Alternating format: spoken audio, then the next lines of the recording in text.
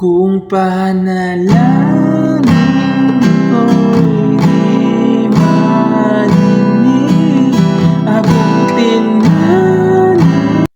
Hello mga ka-idol! So ngayon meron ulit akong kantang ituturo sa inyo. Ang title pala nitong kanta ay yung Eroplanong Papel by December Avenue. So napakaganda ng kanta na to mga ka-idol. Tsaka madali lang yung chords niya, wala siyang bar chords, no? Tatanggalin natin yung bar chords niya para matugtog ng beginners. So doon muna tayo sa kanyang strumming. So yung strumming nito hanggang chorus lang, okay? Kasi sa bridge mamaya, nag-iiba yung strum doon kasi na mag-iiba dahil sa chords, no? So ganito lang hanggang sa chorus yung strumming natin. Down, down, up, up, down, down. Okay, hanggang chorus na yung strumming na yan. So, proceed na tayo doon sa kanyang verse. So, yung verse niya rito mga ka-idol is C. Ayan yung C, second string, fourth string, tsaka fifth string. Ayan, C. Sunod, C, major 7. Yung C major 7, aangat nyo lang tong tuturo nyo yan. Bali, ito na lang natira. C major 7 na siya. Sunod, A minor 7. Yung A minor 7, ibabalik nyo lang to. Ibabalik nyo lang sa second string. Ito naman yung aangatin nyo, yung fifth string. Yan. A minor 7 na siya. Sunod, A minor 9. Yung A minor 9, itatanggalin nyo naman tong hintuturo ulit. Ipitin nyo naman dito sa third fret ay first string. Ayan, bali ganyan. Yan. A minor 9 na siya. Okay?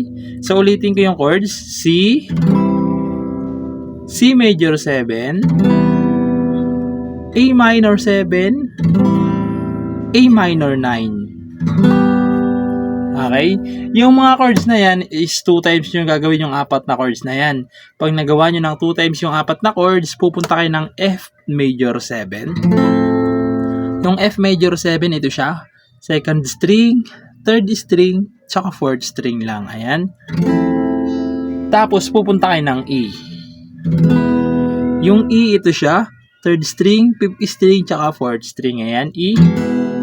Bali, lahat ng chords na yan, yung buong chords na yan, 2 times yung gagawin lahat. Okay? 2 times yung gagawin lahat yan. So, sasampulan ko kayo para mas maintindihan nyo.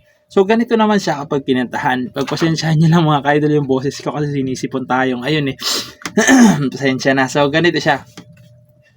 Sandali, wag kang mapupuno sa paghihirap.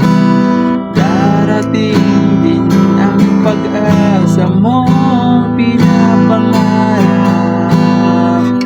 Di ba sapat na ika'y mayroong pag-ibig? Hindi maipapalit.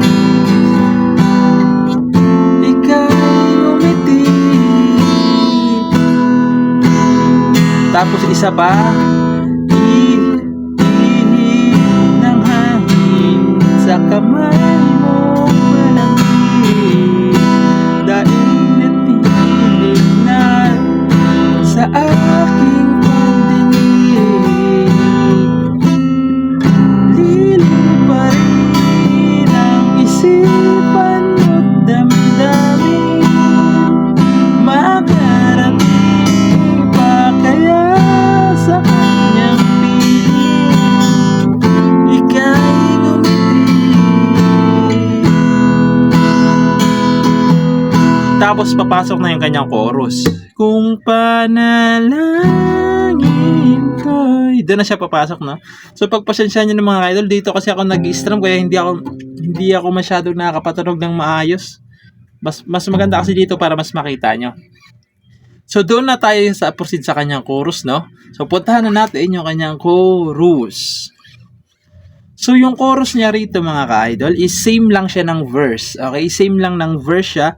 Kaya sasabihin ko na lang. C, C major 7, A major 7, A minor 9. Ito lang yung naiba sa kanya. Dalawang F major 7, isa pang F major 7, tapos E, tapos isa pang E. Okay, dumoble lang yung E tsaka F major 7 kasi doon sa verse isang beses nyo lang aanahin. So, ganun siya. So, sasampulan ko para mas maintindihan niyo. So, ganito naman siya pag kinantahan. Kung panalangin ko'y di madinig, abutin man ang bawat sandali. Kailangan mong isigaw na iyong ang dalangin ng puso ikaw. Tapos, pupunta kayo ng instrumental. So, yung instrumental, same lang siya ng verse. Okay? Same lang ng verse yon. So, same lang. Sasabihin ko na lang si F major 7, C major 7 pala, A minor 7, A minor 9, tapos F major 7, tapos E. Okay? Tapos papasok na yung bridge doon sa at sa bawat pintig ng aking pagdaramdam. Doon yun sa bridge, no? So, proceed na tayo doon sa kanyang bridge. So, dito mga ka-idol, yung bridge niya is tulad nga ng sinabi ko kanina, magbabago yung strumming niya. Kung makikita nyo dyan, merong chords na nasa loob ng open-close parenthesis, no? So, sasabihin ko muna yung chords para hindi kayo malito. So, yung chords dyan is F major 7. So, hindi ko na ituturo isa-isa yung string kasi naturo ko na, no? Ayan, F major 7. Tapos G. Ito yung G, hindi ko pa naturo. Ito yung G, first string, second string, fifth string, tsaka sixth string. Ayan, G. Tapos ito yung naiba dyan, C, na nasa loob ng open-close parenthesis. Tapos, C over B. Yung C over B, ito siya. Para kayong naka-E minor, ayan. Fifth string, tsaka fourth string, ipitin nyo yan. Tapos, sa first fret, second string. Ayan, second string. Ayan. Yan yung C over B. Okay? Yung C, tsaka C over B, ay ganito yung strumming niyan. Okay? Yung strumming niya is, di ba nakasi kayo? Dalawang down lang.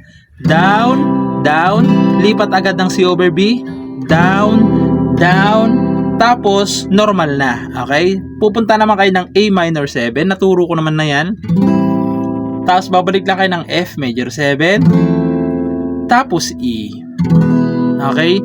Bali yung strum niyan, ganun lang ha, yung down, down, up, up, down, down. Doon lang nabago sa mayroong open-close parenthesis kasi dalawang down na lang sila. Okay? So, sasampulan ko para mas maintindihan nyo. So, ganito naman siya kapag kinantahan.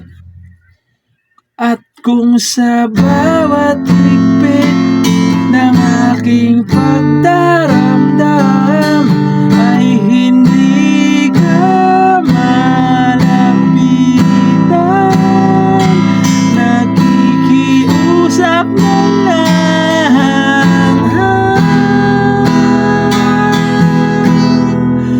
Tapos, babalik ulit kayo doon sa kanyang chorus. Kung panalangin ko'y di madinig. Babalik lang kayo dun sa chorus, okay? So, yung lahat ng chords na yan is wala namang pinagbago dyan. Yun na yun siya. So, ayun lang. Sana nagustuhan yung tutorial natin ngayon. And bye-bye!